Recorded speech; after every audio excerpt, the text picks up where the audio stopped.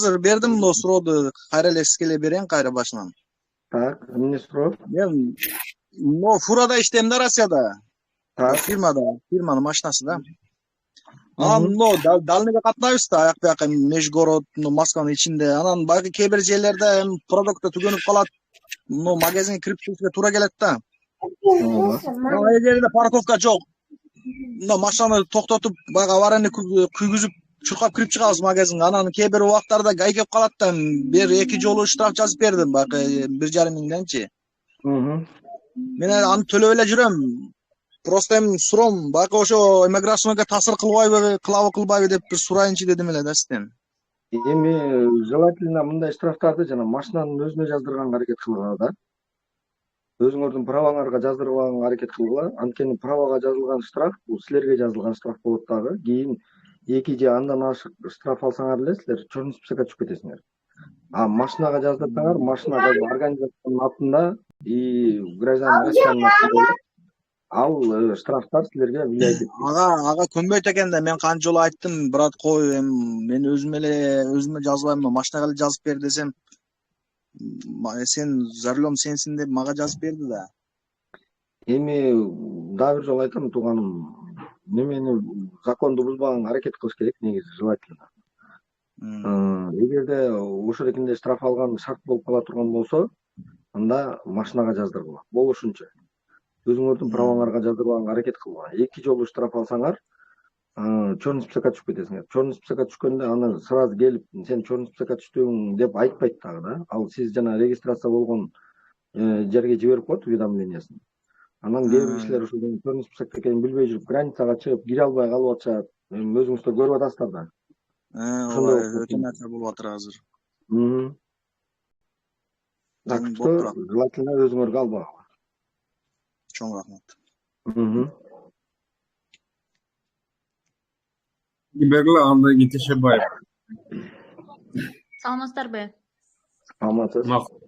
Мирлан байке, менин суроом мындай да, 17 февралда 2024-жылы семьям менен бул жака келгенбиз. Келип 3 айга регистрация тапшырып, 16 май бүтмөк, биз 5 майда тапшырганбыз, продленияга тапшырсак, 15-нде кайра барсам, ага чейин база иштебей атат, 4 майдан баштап по-любому пока иштебей атат, силерге мен регистрация бере албайм деп МВД биз жашаган жерде ошентип айткан. Анан макул деп кайра 15-нде барсам, сенин регистрацияң базада бар, жолдошуңдуку жок, жолдошуңдукун кайрадан заявка подавайте деди. Анан сегодня 15-е, у нас завтра последний день, успеем десем, конечно, успеете дедиле, заявка таштап койгом, а бирок мага у тебя все хорошо, ты можешь получить после выходных деп айткан да.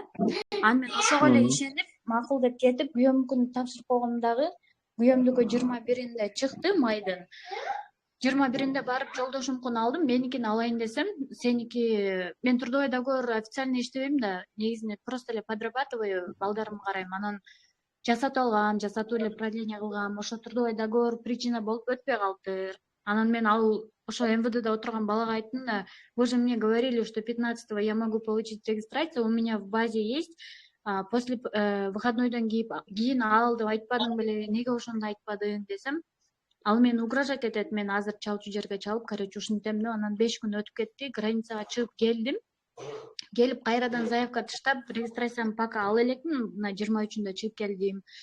Эски документ менен, ошо эски регистрация менен зеленый карточкадагы алган да, Сахарованын. 3-майда алганбыз жолдошум экөөбүз чогуу. Ошолор жарайбы же кайра башынан жасашым керекпи? Жок, сиздин зеленый карточкаңыз жарайт. Зеленый карточкаңыз 1 жылга жарайт. Сиздики жанагы регистрацияларыңызды просто сиз официально иштебейсиз. Жолдошуңуз официально иштейби? Ооба, стройкада иштейт. Жок, трудовой договор барбы? Ошол эки официальный. Официально. Ошол трудовой договор менен эле узартып таштайсыз. Эчтеке болбойт да? Эгерде азыр сиздин регистрацияңыз чыгып келип, все нормально болсо, жакшы эле. И сиз регистрацияңызды желательно перерегистрация кыласыз азыр эми. Регистрацияңыз чыгып келсе, сразу эле кайра 3 айды бүтүшүн күтпөстөн эле сразу кайра перерегистрация кылыңыз. Потому что жанагы 90-го 180 деген закон боюнча сиз эгер 3 айдын ичинде договор жок жүрсөңүз, кийинки 3 ай Кыргызстанга чыгып кетишиңиз керек деген немеге попал болуп калышыңыз мүмкүн да. Ошон үчүн азыр 3 айлык регистрацияңыз чыгып келери менен эле кайра перерегистрация кылыңыз жолдошуңуздун трудовой договору менен. Анда тиги азыр 1 жылдан кийин кайра продлениеге барат экенбиз да Сахаровага. Ооба. Всё, чоң рахмат. Хорошо. Рахмат мейлиңиз. 192 бергиле. 192 барбы суроо? Бар меники. Саламатсыңарбы балдар? Менин балдарым эле болот экенсиңер. Мен 9-жылдан бери вообще Санкт-Петербургда иштейм да. Официально иштеп келатам. Налог постоянно төлөнөт, регистрациям нормальный. Могу азыр 2015-жылдан бери бизге жанагы трудовой договор берип калбадыбы? Мурда жок эмес беле? Ошондогу справкалардын баарын кайсы жерден мисалы жумуштан алдым да, аны ошолор менен МФЦга кайрыламбы же налогого кайрыламбы? Мен тияка барып пенсиядамын да, пенсияма ошолорду коштурайын дейм да, бияктан эч кандай справканын кереги жокпу? Сиз немеге барасыз? Пенсионный фондко барасыз. Жана сиздин СНИЛС немеңиз бар да, карточкаңыз, көк кагазыңыз, Бар. Ошол СНИЛС менен барасыз дагы ПФРден 2022-жылдан бери ошол закон кирген. Биздин ошол эки пенсион накоплениялар пенсияга чыккан республикага, өлкөгө которулуп берилсе болот дегенчи. ПФРден аласыз. Мен пенсион накоплениям боюнча справка бер десеңиз, ошолор справка берет, канча пенсион накоплениеңиз бар экендиги жөнүндө. Ошону сиз Кыргызстанга котортуп, Кыргызстанда пенсияңызга надбавка кылсаңыз болот. Мен өзүм чыгып кетип атам да жумуштан. Бияктан жумуштан 2 НДФЛ берген да справка ошо. Эми жумуштан чыксам ошол полностью баарын тең расчет кылып дагы НДФЛды беришет, ошолор жарай береби? Кыргызстанга 2 экземпляр алып алдым. 2 НДФЛ бул общий төлөнгөн налог. Ал ошол эки общий төлөнгөн налогтон пенсионный фондко кандайдыр бир часть гана бөлүнөт. Түшүнөсүзбү? Ал налог жана 13% налог өзүнчө бөлүнөт да, инфраструктурага бөлүнөт, пенсионный соцстраховкага бөлүнөт, пенсионный фондко бөлүнөт. А сиз только пенсионный фондко түшкөн начислениеңизди Кыргызстанга котортуп кете аласыз. То есть любой пенсионный фондко бара берсем болобу? Эми желательно өзүңүз регистрация болгон пенсионный фондко барыңыз да. Ошол жака начисление болуш керек. Чоң рахмат. Анда бир суроом бар эле. Москвада ул келиним жакында эле 3 ай келип иштеп, келинимдин эмеси СНИЛСы эмелери жок экен да. Официально оформлять этилбей калып, Кыргызстанга чыгып кайра келишти. Эми регистрация кылып атышат. Алардыкы нормальный эле болобу? Эми жана эжеге мындан мурунку эжеге дагы жооп бердим. Негизи 3 айдын ичинде трудовой договор оформить этиш керек. 90 күндүн ичинде. По-любому. Анан эгерде 90 күндүн ичинде трудовой договор жок иштесе, это как бы жанагы правило 90/180 дегенге туура келиш керек негизичи. Эми аны деле отуруп алып эле ар бир мигранттын аркасынан бирден инспектор карап отура албайт. Ал деле общий базада жүрөт. Желательно азыр перерегистрация кылып, регистрациясын алгандан кийин обязательно официально трудоустроиться надо. То есть трудовой договор или гражданско правовой договор жазап, уведомлениесин өткөзүш керек. Ошондон кийин анан мындай более-менее законный жолго өтөт да. Рахмат балам, чоң рахмат. Хорошо. Так, Абдыкеримова, потом Абдраис. Абдыкерим, Абдраис. Алло, Мирлан байке, саламатсызбы? Саламатчылык. Валейкум ассалам. Валейкум ассалам. Бир ай иштеп жатабыз, Абдыкеримова берсин биринчи, андан кийин берет Абдраис.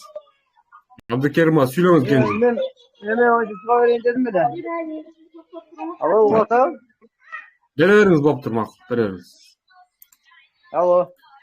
Да, угулуп атат, айта бериң. Алло, улата? Угулуп атат, айта бериңиз. Алло. Угулуп атат, айта бериңиз. Алло. Baştan giriniz çıkın.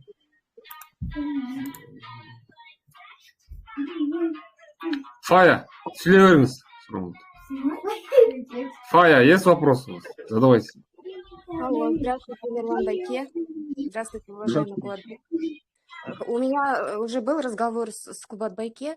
Я по поводу своего приезда. Я прилетела в Москву 2 апреля, а моя зеленая карта закончилась именно в этот день. В общем, я за 2 месяца не смогла поехать в Сахарово и сдать анализы по каким-то своим причинам. Вот. И поехала только буквально недавно. Ну, не поехала не в Сахарово, а поехала на Ленинский проспект, потому что я слышала, что там тоже можно сдавать анализы, ну, медобследование. Вот. И я поехала туда, заплатила там деньги, сдала все анализы, которые сдают в Сахарово, но единственное, не прошла дактилоскопию, потому что там такой процедуры нету, ну, не ведется. Теперь мне сказали, что вот они там, мои анализы выйдут 18 числа, и после этого я должна буду поехать в Сахарово опять за дактилоскопией, получается, или как? Я Да. вот просто не знаю. Как только выйдут результаты ваших анализов, вы должны будете сходить в Сахарово, сдать дактилоскопию. Но здесь вопрос. У вас же как бы зеленая карта была уже. Да, она у меня есть, просто ее же надо Ну, каждый год обновлять. Нет, тогда зеленая карта, вы уже дактилоскопию 1 раз проходили уже, как я понял. Да, прошла. Так что вам не нужно каждый год сдавать дактилоскопию. Вы должны сдать только медосмотр и все. То есть мне не надо будет ехать в Сахарово? Не надо будет, если у вас есть зеленая карта, все результаты анализов должны туда автоматически вноситься. Все, отлично. А еще один вопрос хотела задать. У меня нет трудового договора, поскольку я работаю как бы, ну, на подработке выхожу. Для продления, где мне можно сделать какой документ, чтобы продлить свою регистрацию? Ну, на 9 месяцев. Вам не нужно куда-то ходить. Вы, так как подработки работаете, вам нужно составить гражданско-правовой договор.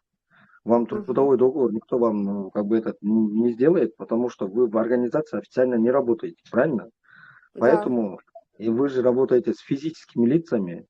Любое физическое лицо, ваш работодатель, да, кто вам заказывает, он может составить с вами гражданско-правовой договор. Единственное, вот в течение 3 дней после заключения гражданско-правового договора вы должны уведомить об этом Федеральную миграционную службу. Есть специальная форма уведомления. Вы должны заполнить и подать в миграционную службу уведомление. И все. Вы абсолютно легально будете работать. Вы сами должны оплачивать свои налоги. Вы должны оформить самозанятость и будете оплачивать свои налоги. И все, вы абсолютно легально будете находиться на территории России. Ой, спасибо большое. Удачи Пожалуйста. Арген Раджапов. Анан кийин Тире.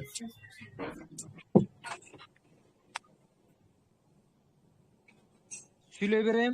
Арген Раджапов. Есть Alo, вопрос? assalomu alaykum. Валейкум ассалам. Валейкум. Qandaysizlar? Densog'lik mana yaxshisizlar. Yaxshi, xudo. Men kecha 3-emada 3-granitsaga chiqdim edi Osmonbay aka bilan. Anan Osmonbay aka Qozog'iston, Rossiyada qoldilar bir qancha 100 kilometr, 50 kilometr qolganda men voditel bo'lib haydab Alfartda chiqib, Rossiyadan chiqib, qayra Qozog'ga kirib, Qozog'dan kirib Rossiyaga kirdimda. Так. Argen. Өчүрүп алыңыз, микрофонду басып туруңуз. Alo, Өчүрүп Alo. алыңыз. О, слышим. Emega Rossiyadan chiqib Qozog'ga kirdik. Anan meni migratsiyonkaga pechatni bosdi, qayra kirgizdi. Mendan keyingi 6 odam bor bo'ldi, 5-ovsi o'tirdi, birovsini kutgandan keyin men chiqdi-da qayra. Sen veshleringni oldag'in, ortga qayt dedi-da. Men Qirg'izistonga chiqarib yurdi. Nega? Nega? Bilmayman, o'sha maosh voditellerim bor, bir 6-7 qirg'iz bolalar Bari водительдер артқа қайтып кетті да, ана қазақтар айтты, сілер водительсіңер, біз ооба дедік. Бүт водительдер артқа қайтып отады деп айтты да. Так. Эме буга чейин мен эме сиздерге эме ошо Асанбайкеге жөнөткөн элем, эски фамилиямды алмаштырып 6 жолу киргенмин.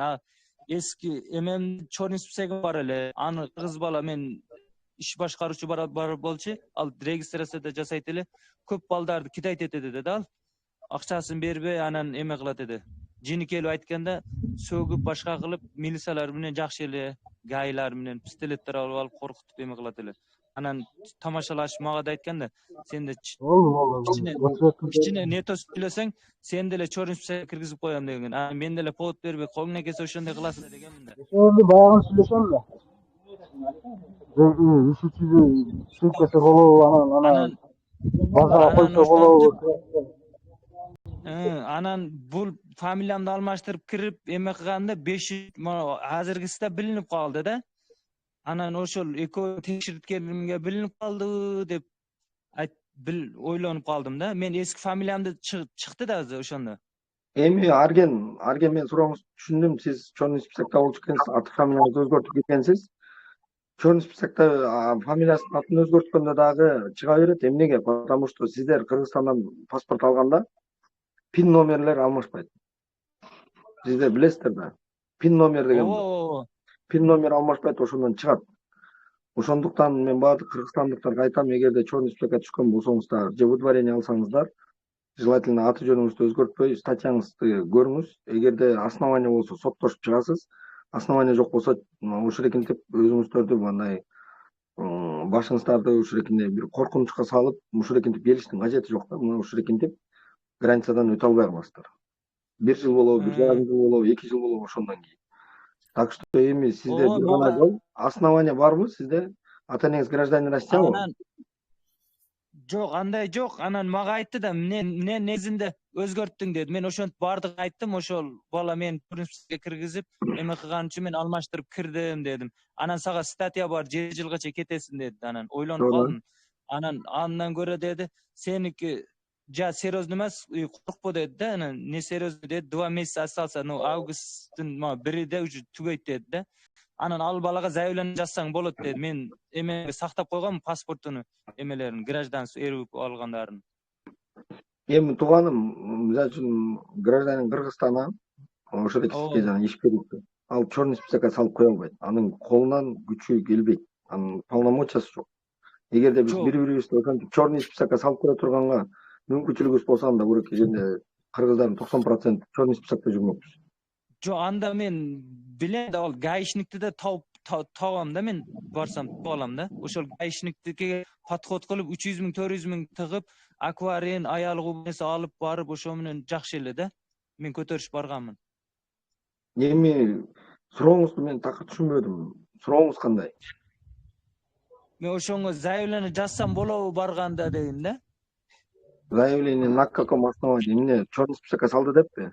Ал милициялар деле сурат деп, сен ким кылды деп. Мен айттым, ал мени 6 та штраф менен кириткен экен да. Мен 1 жыл жүрүп коюп, регистрациям бүтүп. Анан жанагы сөздөрүн эстеп эме кылсам, ошол кылыптыр дедим да. Ага заявление жаза албайсыз, заявлениеңизди карабайт. Потому что физическое лицо мындай неме Çornis Pseg'e сала албайт. Эми ошо участкага берип хулиганство, пешеходдон өттү, эмеден алкоголь ичкен, детский площадьтан деп мындай штрафтар киритип койгон да. Мен дальный эмелерим бар да, анда регистрация, паспорттун эмелери, копиялары. Ал киши милиция беле, мен түшүнбөдүм. Аны мындай таанышкан ошо милиция, гаишниктер, участкөлөр менен жакшы эле да. Эми тууганым дагы бир жолу айтам, ал киши арыз жаза албайт, арыз жазган күндө дагы ал карабайт. Ошол 2 айдан кийин кирип барсам болот да, туурабы? Эми аны текшериш керек, Çornis Pseg'den текшериш керек. Эгерде сиздин сурооңуз 2 ай болсо, 2 айдан кийин киришпейт. Даже 2 айдан кийин прям ден кирбеңиз, даже 2-3 айдан кийин киресиз. Потому что база бир ай базаны мындай обновление кетет да. Ошол мына до деген жерге 0108 деген экен. 2024. Кыскасы Арген, сөздү кыска кылалы. Сиздин сурооңуз кайра кайталанып атат да мен Макул күнүздө болду. текшерип кайра киресиз бир айдан кийин. Бул адамдар күтүп. Ким бар бул жерде? Так, ошол тире ким? Атыңарды жазгылачы. Тире. Алейкум салам. Эми бир суроо бар эле. Мен Россияга биринчи жолу келип атам. Азыр Санкт-Петербургдамын. Эгер мен миграциянын болуп калып, тизгичке болуп келдим эле. Келсем регистрация кылсам, регистрацияны базада чыкпай калып кеткен. Тире атыңыз ким? Тире атыңыз ким? Иә. Байназар. Самила? Байназар. Алдагы микрофонуңуз жакшы иштеп атат. Мен башка сурооңузду уккан жокмун чынын айтсам. Күңк этип эле бирдеме деп сүйлөп атат. Эми жакыныраак. Эми угулуп атабы? Эми угулуп атат. Эми ушундай эле сүйлөсөңүз. Айтыңыз.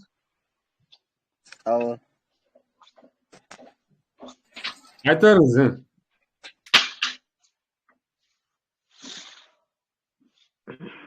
Айтыңыз, Данияр, айтыңыз сурооңузду. Данияр, айтыңыз сурооңузду угуп атабыз.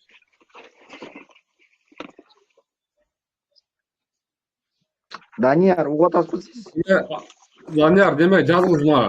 Комментарийге жазыңыз, личка жазыңыз сурооңузду. Акылбек бериле.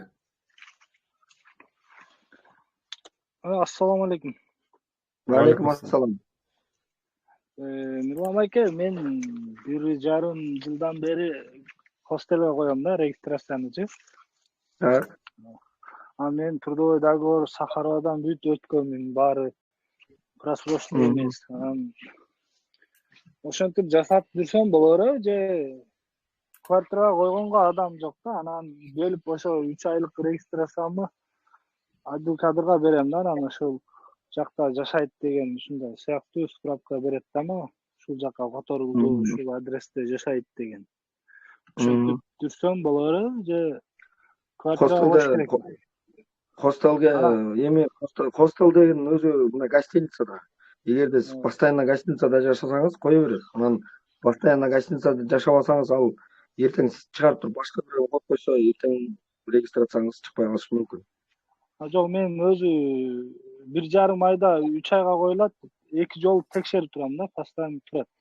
Ошол хостел. Эгерде чыгып аткан болсо коюп жүрө берем, проблема жок. Рахмат байке. Жылдыз бергиле сурооңузду.